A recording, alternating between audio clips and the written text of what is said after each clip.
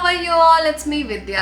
Hope you're all doing good. This is the most awaited video on if you are wanting to apply for jobs in New Zealand. What is the first thing that you need to get ready with? It's your profile. So I'll let you know how you should get your profile ready before looking for any jobs here in New Zealand. So let's get started.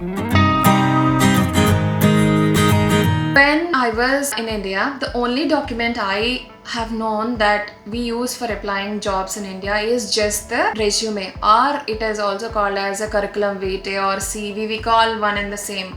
I don't know any other document that would be used generally in the recruitment process, and also the resume is also not given so much of priority. It is actually the assessment they do in the interviews that basically judges and then they'll be able to make a decision that if you are a right candidate or not. But when you see here in New Zealand, it is completely different because there is another important document which is more important than your normal resume or a CV. It is called as a cover letter. To simply explain what a cover letter is, consider your resume or your profile itself as a book. And before buying a book, if you want to know what is in the book inside before buying it, there would be an kind of a high level page, introduction page, to say what can be expected out of this book. So only by reading that, usually the readers will decide if they have to purchase this book or not. Similarly, there would be something similar if you consider your resume or profile as a book. So this cover letter is kind of an introduction single pager which will be decided by a recruiting person that if they would like to proceed with you or not by looking at your cover letter. So the cover letter carries and has so much of importance when compared to your resume. First, I would like to start with the common things that you need to keep on both the cover letter and the resume. So it would start with your full name, designation, and then your address, your email ID, your phone number. Please include your country code if you are from outside of New Zealand. It is also advisable to include your visa status. So if you are lucky enough you have a visa already, please mention that you have a visa. If you do not have a visa, also mention that you are looking for a work visa. And also one more important thing is that please do not copy your cover letter or the profile or resume from any person, and do not ask or do not share your profile with anybody, because here, as I always say, New Zealand market is very small. So the copy paste errors can be easily identified, and it creates a negative impression for a recruiter on you. I'll be sharing you some links of the sample cover letters which are available online, but still, even from there, I advise you not to copy the complete document. Just take it as a reference and create in your own versions. That will be really helpful because it shows that you are kind of really interested and you have done so much of research and put so much of hard work in preparing your profile. So please do it all by yourself. Don't copy, don't share. So that is the suggestion I would like to give. Coming to the next section, I'll start with what are the important things that needs to be there with the cover letter. So this is a single pager document. It should only be one pager. It cannot have more than 4 paragraphs is also too much. I would suggest stick to 3 paragraphs maximum.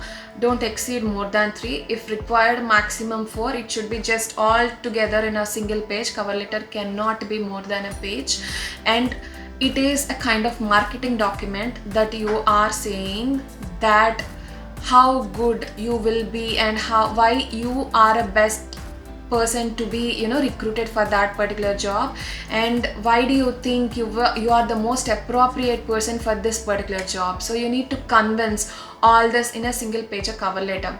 And please also remember that your resume will remain constant for any jobs you apply, but the cover letter keeps changing because it has to be updated because it has to be individually addressed depending on the company you are applying to. So it keeps on changing for each and every company, each and every position that you are applying to. Say for example, you are applying for a job in ABC company for a 1, 2, 3 position. So any job that will be posted on Seek or any other website, you will see in the bottom who is your hiring manager. That will be given in each and every job description, and if not, at least a company name, that you will know the company name. So cover letter should always be personalized. So you should, after you keep all the mandatory details that I have told you before, your name and your contact details, you have to put a date, and of course, and you have to start with to so and so, to the hiring manager. You will know the name of the hiring manager. If not, you can put to the recruiting officer, but it needs to be personalized as much as possible. Please avoid saying sentences like to whomsoever it may concern. It doesn't create an impression at all if you just mention, to whomsoever it may concern, or if you just put to without mentioning any, person's names or anything. It won't look so formal. So please have that connection by, mentioning the hiring manager's name, or even, mentioning to the recruiting officer. And then start by saying, I have got so and so experience, and then I have seen that your company is looking for a candidate with the same experience. So I think because I have so and so experience in my previous job, if you hire me, I'll be able to contribute to your company in so and so ways. So that's why I think I'll be the best person to fill in this job. So that is how you need to, that this is very high level, but I'll give you the links in detail. So this is how you need to convince, and that's why I'm saying it will be different for each and every job. So please, again, don't copy your cover letter from which is applied for one company. Even if it is your own cover letter, you need to be there will be still changes that will be needed if you are applying for a different company. So the cover letter keeps on changing, and the resume or the CV remains constant. So please do consider that and keep that always in mind. Please give your utmost importance in preparing the cover letter, because the officer or hiring manager, whoever, so they will read your cover letter and makes a decision if they want to go ahead with your profile or they do not want to go ahead with your profile just by looking at your cover letter. So give your best bet on your cover letter, make it really good, so that they will consider you, and then they will also look at your resume.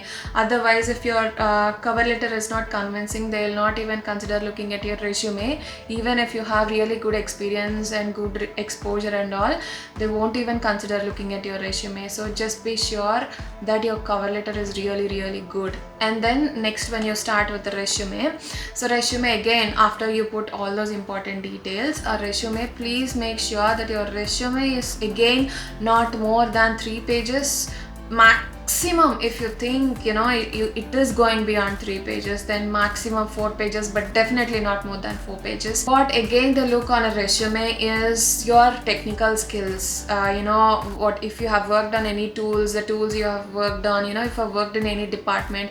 So it needs to be really concise. Don't keep on extending the sentences and all.